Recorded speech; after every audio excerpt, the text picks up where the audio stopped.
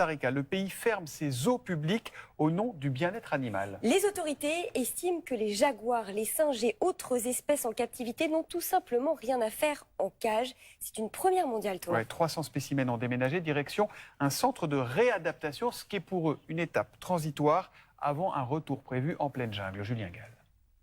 Des jaguars, des perruches ou des singes extirpés de leur cage, placés dans des caisses, puis chargés dans des camions escortés par la police, direction des refuges.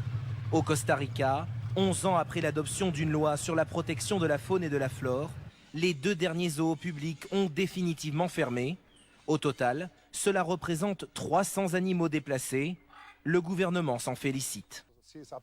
Nous sommes devenus un pays sans eau d'État, avec une vision axée uniquement sur les sanctuaires et les centres de secours. Selon les autorités, cette décision a été prise pour 2 raisons.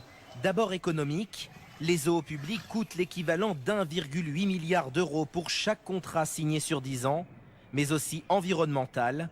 Depuis plusieurs années, le Costa Rica met en place des plans ambitieux de protection des animaux.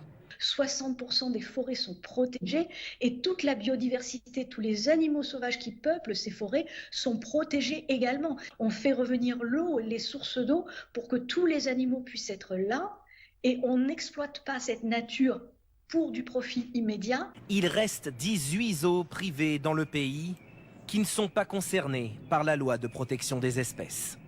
On passe à un autre type d'espèce plus ou moins